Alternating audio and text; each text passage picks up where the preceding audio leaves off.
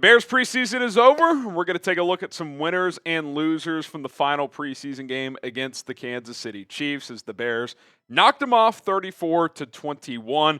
Before we do that, this is a really good time to subscribe to the channel because the next few days could be very hectic. A lot of roster news I'm expecting to go down. Cuts will start taking place. Matt Eberflus already said the Bears are in the market for defensive tackle help. We'll probably talk about that on our video later today. So hit that sub button, 53-man roster watch over the next few days. Sub for Bears, dubs, and daily content. It's 100% free.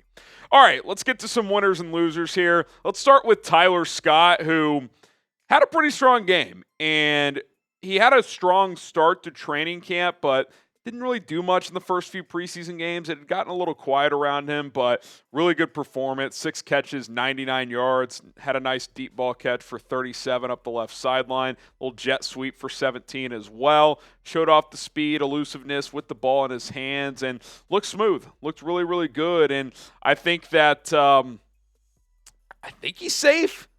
We'll kind of explore why it felt weird in the moment last night in a second, but I've said all along, I think he's your 4th receiver after DJ Moore, Keenan Allen, and Rome Odunze. Dante Pettis didn't play. Was he nicked up in practice? Is he safe? I'm not sure about that one either, but I like what I saw from Tyler Scott. I don't understand why he was in the game with 3 minutes left, but a lot of guys were out, so maybe they just needed him to be out there. I'm going to make Khari Blasingame a loser, and I tweeted this out during the game, and I'll say it again here. There's a lot of competition for these 53 spots.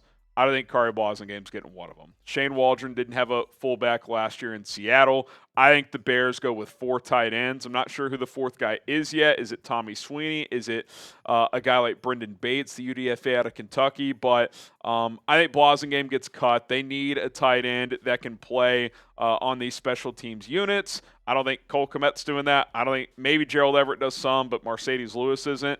And I think that a guy like Brendan Bates or Tommy Sweeney can. Blasingame, being a smaller body, didn't really show much when they tried to get him involved in the preseason. I think he gets cut. What do you guys think? What will the Bears do with Khari Blasingame? If you think they keep him, type K for keep. If you think they cut him, type C for cut. I think the Bears also save like over $1.5 million if they cut him. I'd have to double check, but yeah, I think he's on the outside looking in. Another winner here, Velus Jones Jr. Wide receiver. I don't know why I labeled him that. He's a running back now. That's on me. Filming this, full disclosure, late Thursday night. I think he makes the team. I don't really know. Velus had a huge second half, man. 13 carries, 111 yards, 1 touchdown, had a long of 39, had runs of 33 and 23 as well. When he gets the ball in space, he can really go. He's explosive. He can make things happen. I still question what his role is if he makes this team. I think he'd be your kickoff returner and play on a couple other special teams units. Is he getting a lot of snaps offensively?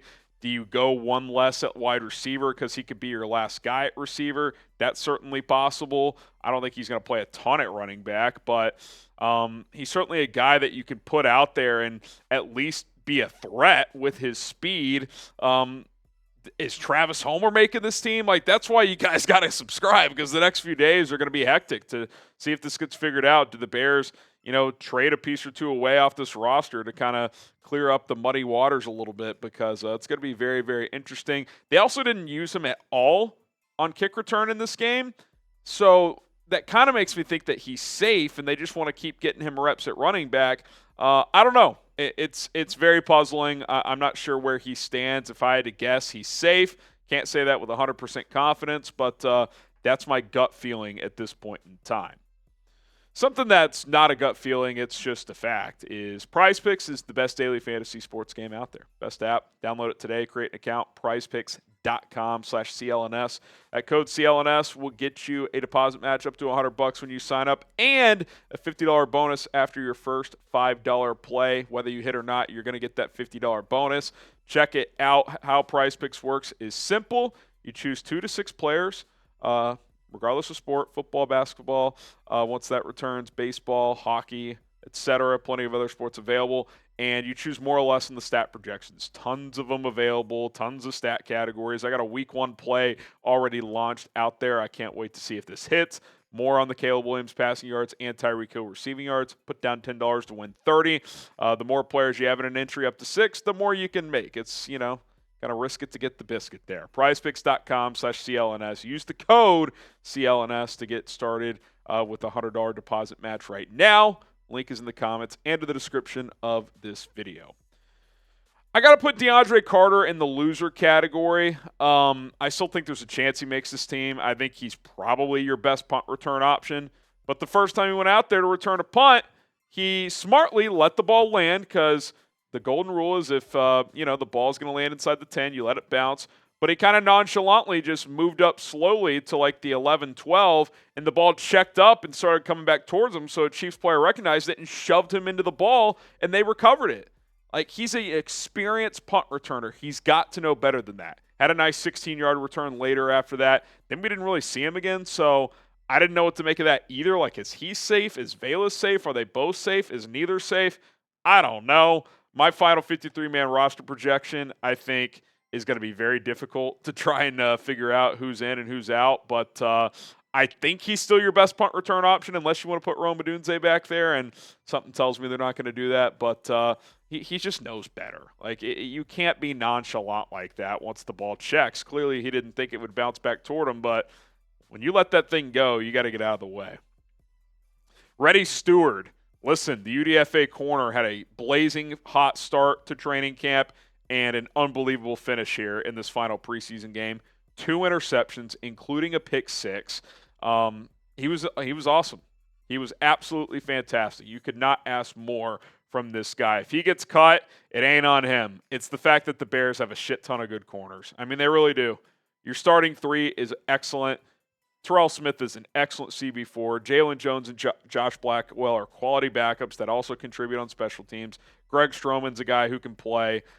What do you do? I mean, do you keep a guy like Steward over Blackwell or Jones and just, go with a younger guy? Maybe you cut one of those guys instead. Maybe he leapfrogs Stroman and they keep 7 guys and he's the 7th. It's going to be interesting because he showed me a lot in this game on Thursday night. What do you guys think? How many corners make the Bears' initial 53-man roster? I think it's at least 6, and maybe it's 7. And if it's 7, it's going to be hard to leave a guy like Reddy Steward off because I think if he gets cut, he's a guy that could get picked up. Daniel Hardy, when you get to some other winners and losers here, I thought he did some good things. Austin Booker flashed early, had a couple really nice pass rush sets. Then they took him out pretty quick. Ian Wheeler, 5 carries, 5 yards. Then we didn't see him again, so not sure if he got super banged up or if they just wanted to really give Velus some extended leash there. So, that was a little disappointing. Did catch a touchdown. I got overturned because there was a couple penalties on the offense, but showed good hands there. I still like him. He feels like a practice squad back to me right now. I think he can play in the NFL, but I think it's a numbers game with him right now. Austin Reed, he's not going to make the 53, but he's a guy I'd keep around on the practice squad.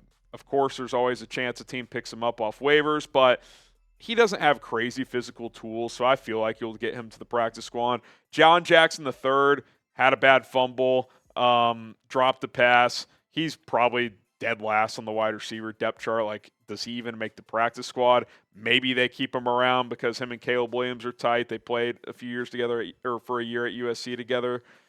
Do you want to, show Caleb, throw him a bone there and keep him? But I don't think you have to by any means. I mentioned Hardy. He flashed a couple times. He's firmly on the bubble too, so we'll see what they do with him. And, again, Matt Eberflus after the game last night said admitted he was concerned about the defensive tackle depth. So I think a move's coming there at some point, maybe after the initial roster cut downs. Maybe they make a trade. Who knows? But keep us locked in. Subscribe. We will cover it all here on Chicago Bears Now. My name is Harrison Graham. We will see you guys soon. Bear down.